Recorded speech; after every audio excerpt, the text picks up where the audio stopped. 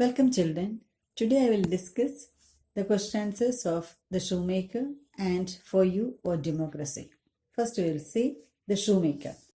Take page number 131. Question number 5. How do you think Lucy felt when she first saw her father? Do you think that was what she had expected to see? Answer. When she first saw her father, Lucy felt immense sadness and sympathy for her father. And for the second part, do you think that was what she had expected to see? No. This was not perhaps that what she had expected to see. She perhaps had a better picture of her father in mind as she had known him in childhood. What she was seeing now was in absolute contrast to that memory of him. Question number 6. What was the hard history of Lucy's father? Lucy's father, Dr. Manette, had been a distinguished and well-known doctor in Paris. Because he had refused to support a cruel French nobleman, he had been thrown into the North Tower of Bastille prison. He had been imprisoned for 18 years, and during these years he was referred to as a prisoner 105 of the North Tower. He became a frail and weak old man with weak eyesight and faint voice, who had been alone and not spoken to for a very long period of time. Question number 7. What part did Mr. Lorry play in reuniting Lucy and her father?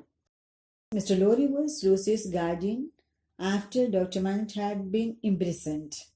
He was a good man who took care of Lucy in her growing up. When he got to know that Lucy's father was alive, he did not waste any time in getting her to Paris to meet him.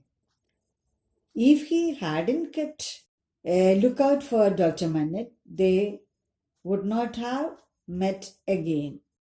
Question number 8. Give details from the story to show how the years in prison had had a terrible effect on Dr. Manette.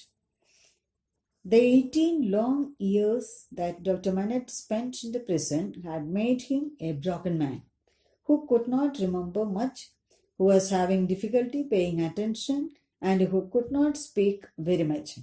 He had become frail and weak, not only from physical weakness, but also from mental agony and loneliness. Question number 9. His cold white head mingled with her radiant yellow hair, which warmed and lighted it as though it were the light of freedom shining on him. Do you think these lines convey a sense of hope or despair? Give a reason to support your answer. Answer. These lines convey a sense of hope because they talk about light and freedom, and because Lucy had arrived to take care of her father. Her conversation in the room indicates her conviction and belief in reviving the old self in her father. Dr. Manette himself shows hope when he seems to recollect vague memories of good days gone by. He also believes that the girl in front of him was an angel, and angels can be attributed to bringing goodness. Now I will discuss the question answers of For You or Democracy. Question number 1, page number 139. The speaker is an American here. What does he promise to do for America? Use the meanings of the 3 adjectives he uses in the first stanza to answer the question. Answer. The speaker promises to make the continent of America indissoluble, that is, without any end. He wishes to transform America into a magnetic land, that is, a place which is powerful and attractive. He also promises to make the Americans the most splendid of all the races that ever were. So the 3 adjectives used here, indissoluble, then splendid, and the third one is magnetic land. Question number 2.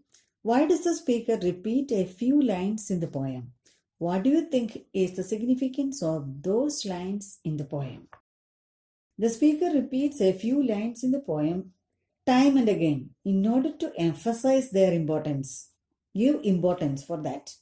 Through the poem, the poet envisages building a democratic nation Democracy talks about love for every comrade, and hence he repeats these lines to mark their significance in the origin and continuing life of a democracy. Question number 4. Describe the speaker's dream in your own words. The speaker dreams of making America a land without boundaries, the Americans the most splendid of all races, and his motherland a place of beauty and magnetism. He dreams of achieving these goals with the love of his comrades, his countrymen, since in the end he hopes to establish democracy which can only be achieved if all his countrymen love one another. Question number 5. Why does the speaker refer to democracy as ma famille? Ma famille is a French phrase which means one's better half. The speaker terms democracy as his better half, as democracy has been his lifelong dream and muse. All his actions and passions are directed towards it, and it is for this reason that he refers to it as ma famille. Question number 6. Justify the title of the poem with a brief analysis of the rest of the poem. The title of the poem is For You or Democracy, which evidently suggests that the speaker dreams of a great and glorious democracy where freedom, responsibility, and equal rights will be guaranteed to all. Democracy guarantees equality for all, and this can be achieved only by fostering feeling of love and brotherhood among his countrymen, and this is why he keeps emphasizing the word by the love of comrades. And in the last stanza, he says that he is doing all of this only for democracy. That means he personifies democracy as his better half. Thus, the title of the poem is justified. Okay, children, I'll see you in the next class.